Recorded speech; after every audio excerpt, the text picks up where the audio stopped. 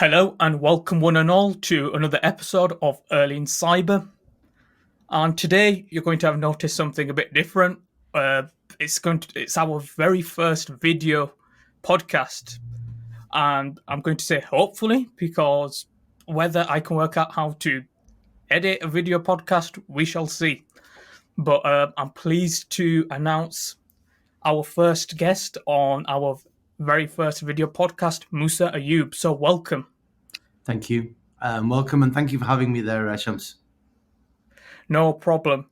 And before we delve in deeper, I know that you've been down to London this week for the Cyber Expo. So I wanted to ask, how was that experience? What was it like meeting all these people? I think it was very good. I'm very much a people person, as most people know. I love meeting other people. I love spending time going out and actually introducing myself to people. I met lots of contacts that I knew on LinkedIn, had never actually met them, so I met them in person. Some of the talks were interesting, and the experience overall is very much welcomed. I was not one of those that fared well under COVID, because I'm very much I like to get out and about. So for me, as many exhibitions and seminars and events I can go to, I go to. I think that's what it is. Some people tend to they prefer sitting at home and doing things virtually. Others like that human interaction. I'm a bit of both. It depends what mood I'm in. So, yeah, it's great having these meetings and get-togethers coming back up after COVID. And, you know, they're up and down the country. So if you guys do want to get involved, I'm sure you'll be able to find something in your area. Again, Musa, you were in Leeds, which is at the other end of the country. So, you know, they're all over. Yeah, I mean, I was in Manchester. I went from Manchester down to London for 2 days. So Monday night, came back on Wednesday night for the International Cyber Expo. And then yesterday, I was at your CyberSec. They did a day's event, meeting lots of people that most of them were local to the northeast, northwest. Quite a lot of people that I know from before. Lee and Katie Gilbank that set it up and organised it. It was a really, really good event. Well organised, well oiled, well run, great facilities, and I really thoroughly enjoyed it. Well, hopefully they'll be running it again next year. Yeah. Are they, Musa? Yes, they are indeed. They will be running it again next year, and I'm sure they will put details out for everybody so that they can attend. And the more people attend, the better. You get to network with some industry professionals, and you get to network and with some people that can really give a lot of insight. And the talks are always fantastic.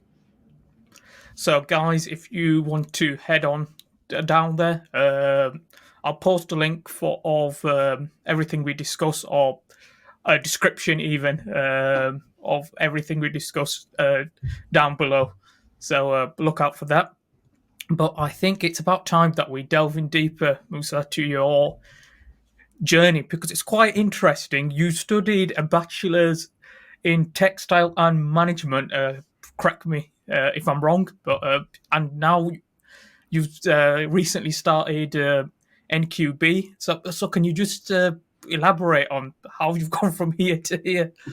So I did a degree in textiles, finished in 1998, and then essentially went into recruitment, even back then, because the textile industry was completely gone by that stage.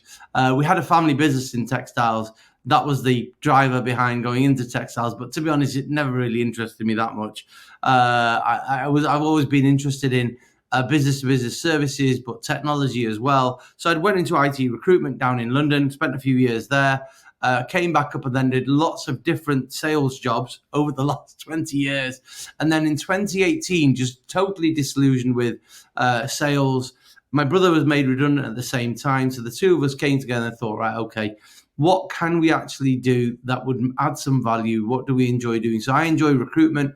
My brother has done it, but from a different perspective. He was head of sourcing at Ericsson back in Dubai in the Middle East for about 7 years. So he understands it from a resource point of view and working with companies to provide the resources. I love recruitment. For me, it's a real passion of mine. I enjoy helping people. I enjoy placing people, and I enjoy just the thrill of trying to be set a task to say, right, we need this really specific skill set. Go away and do it. And I find that challenge even now a real buzz. So we set up NQB Recruitment Solutions back in 2018, and we're still here in 2024. It was just a general IT recruitment consultancy until about 4 years back, where we then moved into cyber. And in the last 2 years, it's pretty much all been cyber. Essentially pen testers, GRC consultants, salespeople within that sort of space. And I just really love it because I think cybersecurity is a massive area. It's it's not saturated as much as people think it is. And there certainly needs more people to join the industry. And I think there's a lot of challenges that are involved in that. And I want to be at the forefront of trying to deliver talent directly and indirectly to do that. I want to touch on 2 points you made there. Firstly, was it more accidental you've ended up coming into the cyber area of recruitment, or was it more strategic given that it's a growing market? It was strategic. It was never accidental. I made a placement for a pen tester about 4 years ago who's still in the same company. Really good guy, and that gave me a bit of a passion for it. I remember sitting down with my brother a couple of years back and saying, look, general IT is really saturated. There is one area, we need to specialize a bit more. And then we looked at different specialisms, and the area that we realized is a growing area, is a captive audience and target market, is actually cybersecurity. There are also lots of boot camps out there. There's lots of individuals self-studying out there. So there is not just that there's the client side of it, but there's also candidates, and there is a pool there. So I think we slowly but surely morphed into just a cybersecurity recruitment consultancy. And I think it's worked well. We've got a good reputation within the industry, and we really enjoy it because it is more challenging than tech. But it's also more rewarding because the stakes are higher. The interest can often be more difficult to generate, but at the end of the day, it does have its rewards there. And the second thing I wanted to follow up on was regarding saturation within the cybersecurity market. Ian, different people have different perspectives on this, and currently, I know the job market within tech generally isn't great, so to speak. So, what do you say to those folk who are looking to get into cybersecurity or have cybersecurity qualifications and are struggling out there? Yeah, I mean, it is in terms of, right. So there's a few different angles to this. First of all, I don't think it's an oversaturated market yet. There is certain areas that are more heavily sort of there's a better throughput of people going through in those areas because there's probably more requirement at the moment for them. So, for example, pen testing and SOC services. SOC, because any SOC function needs to have a minimum number of people to cope with a 24-hour operation. So that naturally requires a bigger organization to be able to function it. Pen testing, because I think in the end, if you are going to get yourself certified in any way, you're going to need some form of pen testing. And anyway, I think it's a good idea to get some pen testing services done. But where I see the real value is advisory, so GRC, and then threat intelligence. And I think these are the two up and coming areas because whilst a lot of pen testing is still automated, and it always has been, to be honest, it's not it's an area which will always be there, but there's a heavy element of automation in there. The skill of the pen tester is to be able to understand the results of the pen, and also to design a pen test which is suitable for the client. And I think this is why it's still going to be relevant. I think the other problem is a lot of companies still don't understand what is cybersecurity and how important it is. So I think there's a massive untouched market that has never had any resources into cybersecurity, whether either through an outsourced MSSP or directly by hiring somebody with a cyber background. So I think it's still a massive untouched area. And I think as we move forward with the bigger and greater threats that we face, I think it really will be. Anyone who's looking to get into cyber, I would say the most important thing to do is try and map out what your skill set is. And I don't just mean your technical skills. Map out your personality. And then there is a website now, I think it's the National Cybersecurity Cluster, I think something like that, where they've actually got them outlined, 16 different job functions that you can do within cybersecurity, and it's worth going on there. I think I'll dig out the details later, and I can send you that, Shams. And it's worth candidates exploring that first to find where their aptitude is, to then decide, right, I think this would fit me better, and then make an opportunity for themselves in that. That would be great for our listeners. I'm sure they'll agree. And I know exactly which site you're referring to, because when I was in school, I used that same link to sort of work out where I want to go. Because as you mentioned, security is so broad. And then it's like going into the industry of medicine, I guess. You know, you can become a heart specialist, a neurosurgeon, a cardiovascular, etc., etc. So, you know, it's a great way to sort of pinpoint an area of security that sort of matches your personality and the way your brain thinks. Absolutely. Yeah, I couldn't agree more. Absolutely. And going back to your career, has your sort of sales background helped you within the cybersecurity recruitment side of things as well? Yeah, I mean, at the end of the day, sales is sales. So what the main area that is always important in any business is to sell your services. So yeah, for sure, it helps to be able to know how to do that, to understand how to when to apply pressure on a prospect, how to engage with them, and how to build up a prospect list for yourself. Opportunities, etc. So yeah, for sure, it has helped me. And there's lots of cross-transferable skills. I mean, as a salesperson, you're a project manager. As a salesperson, you're a lead generator. As a salesperson, you're somebody who builds relationships and maintains them. So there's lots of cross-transferable skills that are most definitely used as a business owner, for sure. You know, the whole trying to manage your time effectively is a big one.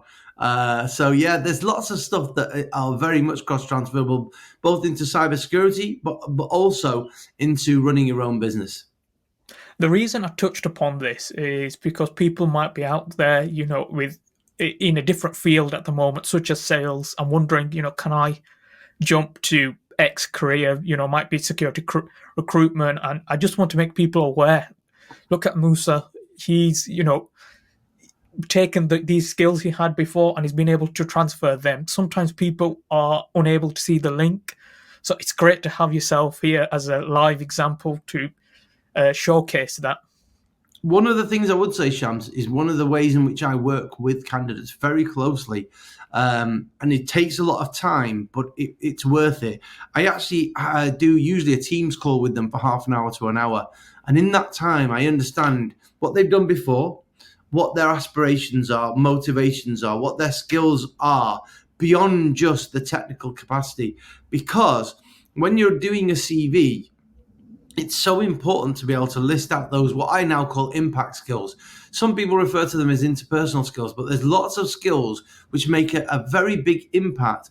And more now, employers are now looking at these skills and saying, well, actually, this is just as important as the technical skills.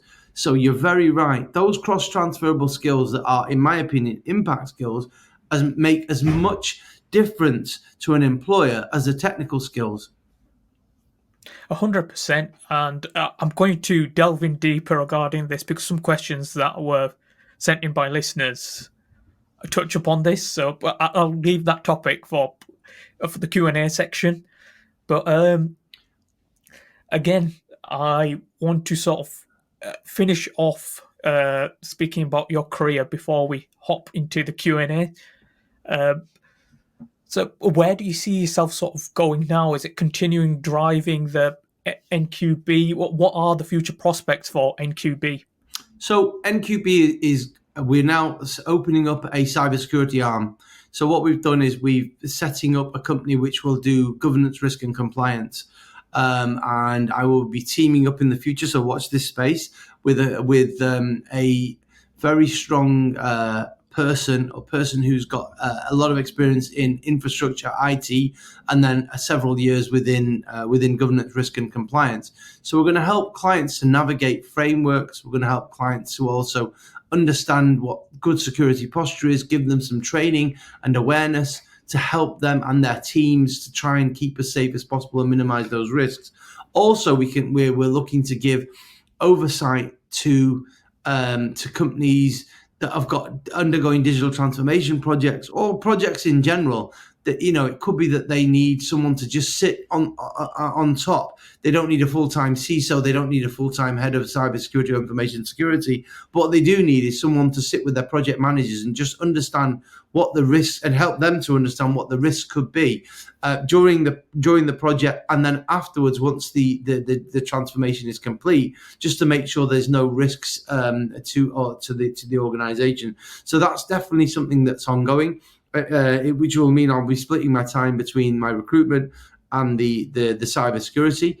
But hey ho, I love a challenge, and I enjoy that. In terms of the recruitment, that's going to remain the same. It's going to remain to be cybersecurity based, focused, GRC consultants, pen testers, and salespeople. Those are the three areas that we work on, and we'll continue to do so. I've got a big network within that, and I don't think that's going to change anytime soon. I do enjoy it. Clients do give me other requirements from time to time, but those are the focus areas for us.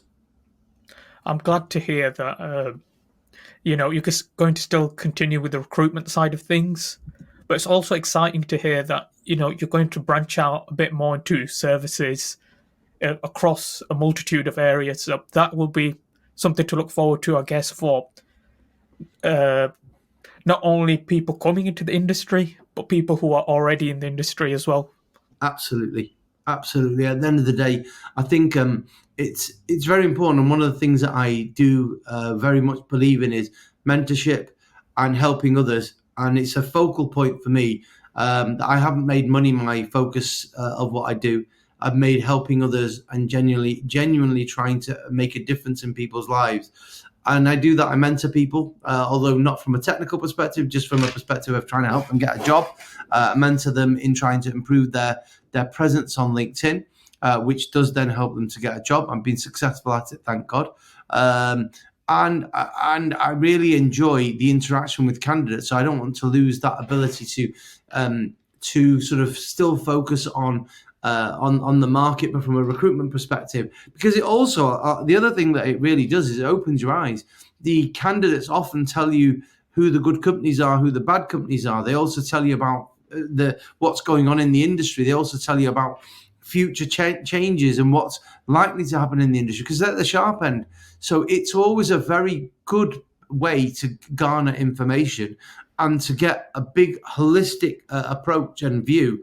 You've got my clients on one side, and then you've got the candidates, and the whole thing gives you the bigger picture.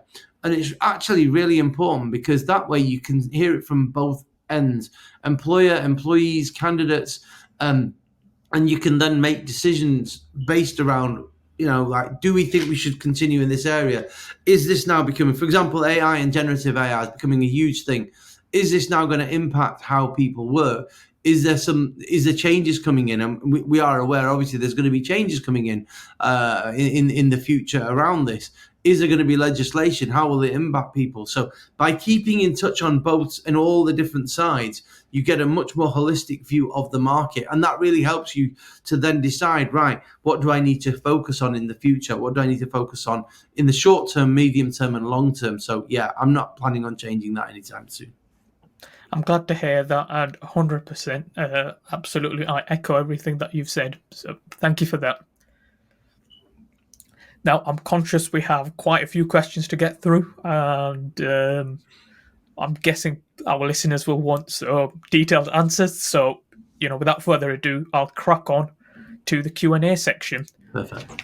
Listeners, I've got your questions already printed here. So in no particular order, I'll kick off with the first one. So, Musa, from your experience, what makes an ideal CV? I'm looking for a direct answer, not a generic one. A lot of great CVs with solid experience get rejected, often because of the format. What's really causing recruiters to not get back to candidates, even when they have impressive CVs? And how can someone truly grab a recruiter's attention? Is it about applying early, or are there some other factors at play? And have you ever personally overlooked a candidate? If so, why? Okay. I'm going to take these each in turn. So you're asking about what makes an ideal CV. And I think this will actually explain a lot of why candidates get rejected. So this is going to cross over anyway. So the first thing is you need a very clear structure to your CV. It needs to be, let me start with the basic things. You need to make sure that the font is readable. Some people tend to use some strange fonts. Go with the basic font, Times New Roman, Arial, Calibri, something that's very, very easy to read. You can't understand how important this is because some people, they don't read it on the screen. They print them off. So make it large enough and readable. That's the first thing. Make the formatting such so that it's very easy to understand each section of the CV. And on the first page, and this is the most crucial bit of any CV, is just the first page. That personal statement of about 2 to 3 to 4 paragraphs, depending on how experienced you are, that has got to really hit the mark. Inside that, it needs to tell the story of what experience you've got. If you've got certifications, to give an overview of those certifications. It then needs to tell a little bit about your motivation, what you really enjoy doing. It needs to go into why you are so motivated. So all of those key things in that section. And that's why I say it doesn't matter if it's 2 paragraphs, 3 paragraphs. You can cover all of that in that space because that then tells the story of who you are. And remember, the employer doesn't know you. They don't know you from Adam. So when they're reading this, it's got to tell them a story. It's got to tell them a story so that they want to invite you for an interview. A CV has never got anybody a job ever in the history of employment. The only thing it is supposed to do is to get you through to the first stage of a recruitment process, which is actually to be invited for an interview or a screening call. So always bear that in mind when you're processing your CV. The next thing you need to do is you need to have your personal information. And I would, again, some people go really granular on this and start to put in their full address. You don't need that. Just put the city, your phone number, put your social links on there. So if you're very strong in GitHub or on Try Hack Me or Hack the Box, or your LinkedIn profile, put them in that section so it's visible and it's clickable, so that they can go into there and the hiring manager can go and take a look. Don't be afraid. It needs to be on there. People need to be more visible and need to expect that. Then you need a skills section, and I'd break this into 2. So your technical skills. Now, some people confuse this with tools. That's not really a skill. A tool is a tool. A skill is pen testing. The tool might be Burp Suite, but what you're really talking about is the skill. So, pen testing, web app testing, in GRC, it might be auditing. It might be, general control testing. It might be application control testing. It depends. And that's relevant to you. So you need 8 to 10 key skills, not tools, key skills in that section. And then you need a second section of skills, which will be your impact skills. So that's things like emotional intelligence, client relationship management, things such as communication, all of the bedrock that is so important, but sometimes people don't realize how important. And that is the area that might just set you apart. So I'd have that there on the front page. Then I'd have a section on achievements. Now, you don't need to be more than 3 or 4. But pick out your 3 or 4 best achievements. That could be a project you worked on. So if you're an entry-level person, it's different. And if you're a person who's sort of got many years experience, that's going to be different. So what you can have, and all this, so the skills in bullet points, the summary of your profile summary should be in paragraphs, not in bullet points. And that's why I say only 2 or 3 paragraphs. The achievements in bullet points, 3 of them, 4 of them maximum.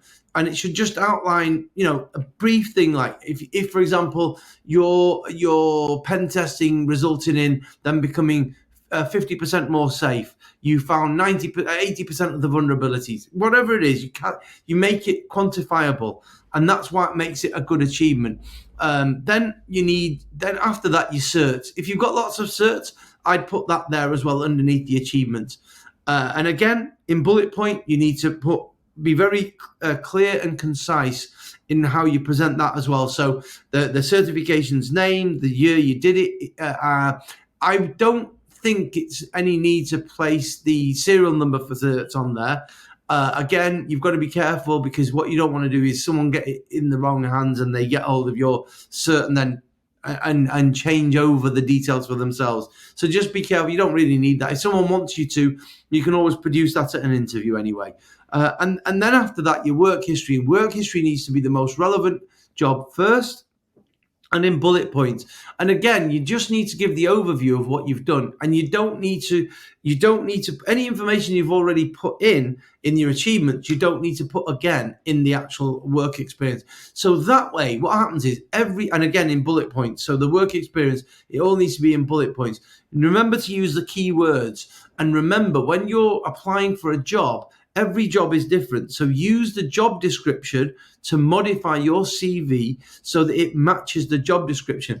One of the reasons why people get rejected and why I reject candidates in the end is because what the job description I put out doesn't match what they've sent across. So as a result, what's the point of ringing this person? They haven't demonstrated to me, the recruiter, that they've got the skills to do this job. So remember, take the job. It takes a lot longer to apply this way, because it means you have to modify your CV to match the job description. But I'll give you an example. One of my mentees, he was doing it the other way first, spray and pray as we call it, sending his same CV out everywhere. I started to mentor him. He's got, by the grace of God, interviews coming out of his ears now. And literally, he's only applying for 3 or 4 or 5 a day. Every week he has 3 or 4 interviews from that. The mindset has got to be, I am not just going to send out my same CV to everywhere. You mentioned about how to grab a recruiter's, what makes a CV impressive. What makes a CV impressive is that you've gone through the job spec and you've basically hit all the keywords and all your relevant skill set and all your relevant information in the personal detail, in the personal summary, is absolutely spot on against the job spec, the job description. A recruiter will immediately take impact from that. One website that I use is myperfectcv.co.uk. That's an excellent website to actually it's got several different formats. I like the impactful one. I think it makes really, really good reading and easy to read, easy on the eye. And I by the grace of God, I get interviews left, right, and centre by using that format for my for my candidates. In terms of what grabs my attention, a well-written CV, in the sense that it's not too wordy. So don't. Hello? Can you hear me? I'm sorry, we seem to be having some technical difficulties. As I was saying, I think the in terms of for a recruiter, the things that they look at is, do the key skills match the actual job description? Does the as a person got certifications there? Are the achievements relative to the job description?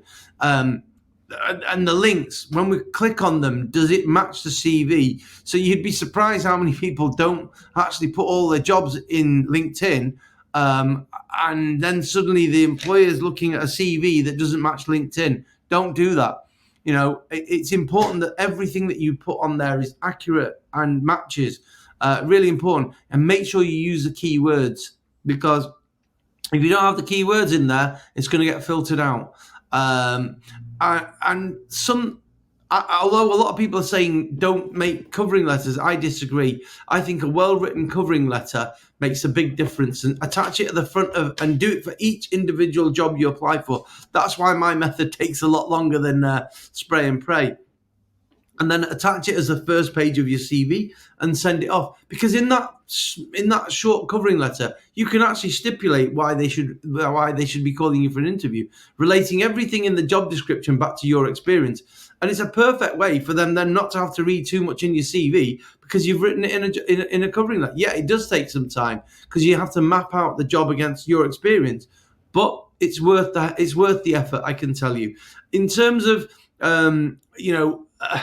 you asked about why I wouldn't take a candidate forward. It's because they've not bothered to read the job description and they just sent a generic CV in. And I think that doesn't grab anyone's attention. It's very clear that this person's literally just sent the same CV to a lot of different companies and people. And therefore, there is no point to calling this person for an interview, because they've not really put any effort into actually applying. And to be quite honest, if that's the way in which you work, then most likely you're going to work the same way in a job as well. So how much attention to detail do you put in? How much effort do you really put in? And again, just think of those things as well, that an employer's got that even subconsciously going through their mind. I hope that gives you a good overall answer. No, that was excellent. So thank you very much. I think you've encompassed everything that question asked.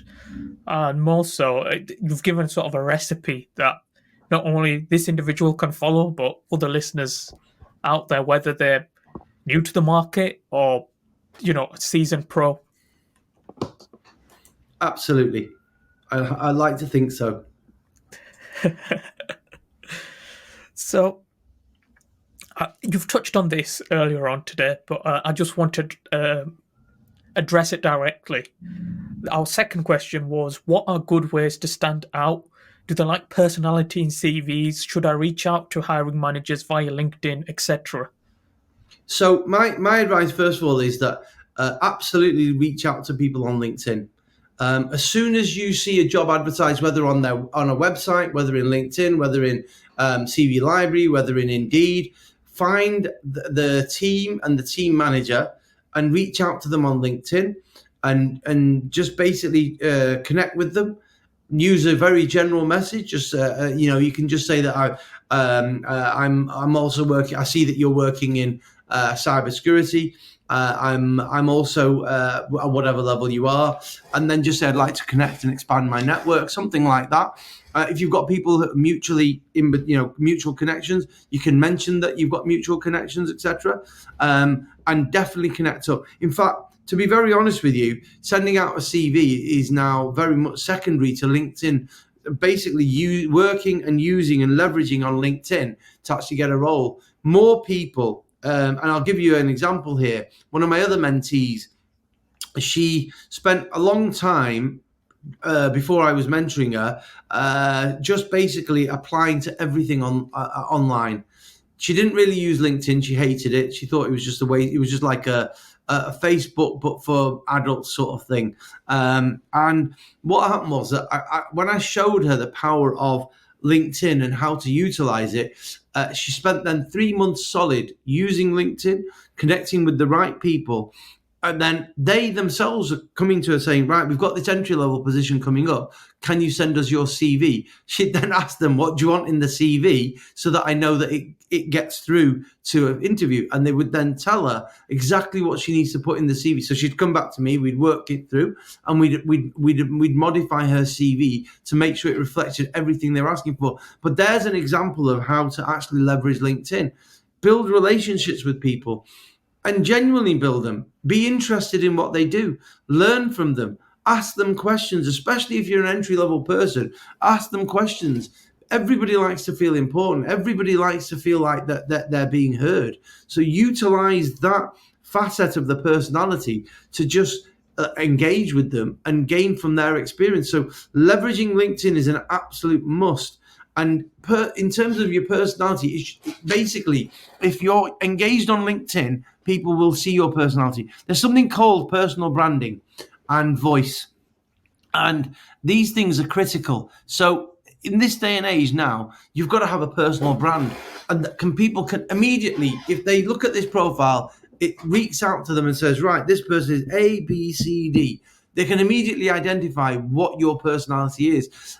I don't think necessarily the CV can ever do that in the same way, because the CV is a static document. Your profile is dynamic and ever changing. So you've got it in your hands to basically have that. So I would always recommend people post related content that's related to cyber, but also a little bit about themselves. If they do something for charity, put it on there.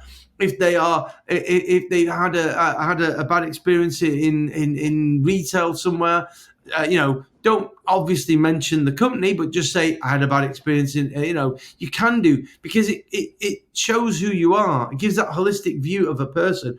And that's the advantage of LinkedIn, that it actually gives you the opportunity for your personality to come through, not just your skills and what you're capable of from a professional perspective. It also gives people an idea of who you are. And I think in this day, in 2024, cultural fit, fitting into organizations, being seen as a person that would be of interest, or an interesting person, that's just as important as the technical skills that you could bring to a role. Because people need to know, can you work with other people?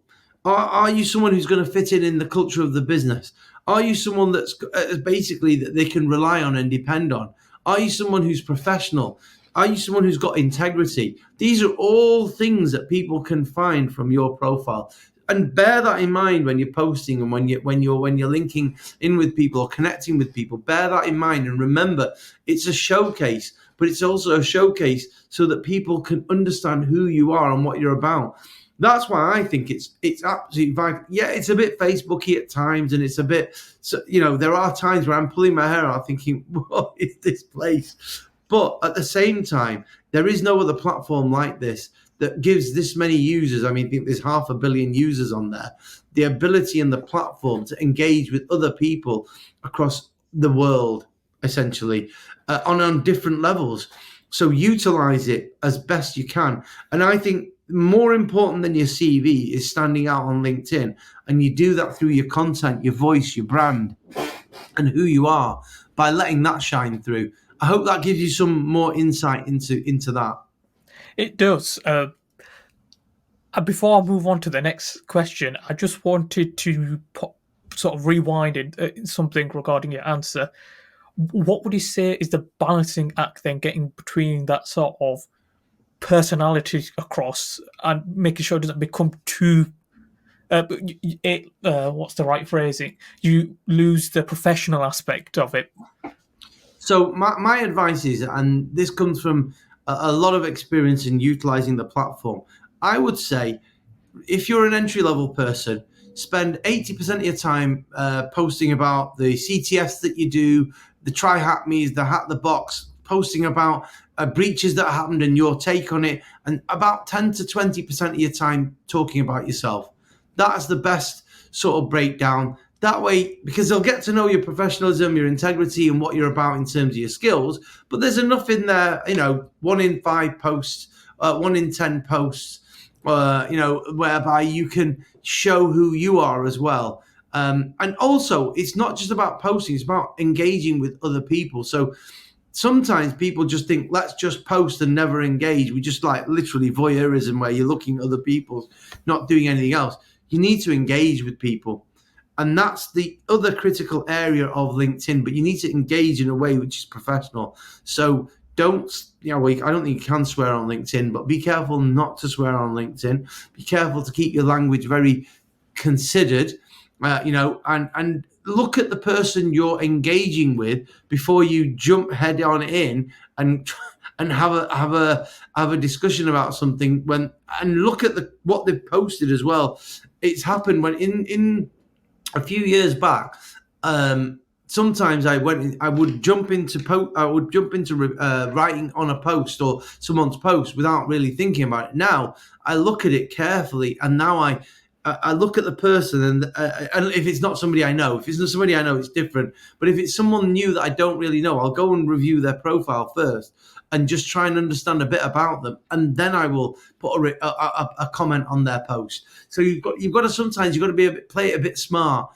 It's not it's not just about posting quickly as possible and getting something out there. It's also about engaging in the right way, so that people see you as you said, professional, but also see the whole you. So I would say, if you look at it like 10 posts, maybe 1 to 2 about yourself. Well, thank you for that, Musa. That concludes part 1 of our podcast. I have decided to cut the podcast into 2 episodes to make it easier for you guys to digest and really reflect on Musa's advice there. So stay tuned, and part 2 will be out soon. Thank you. Early in cyber, where knowledge meets inspiration.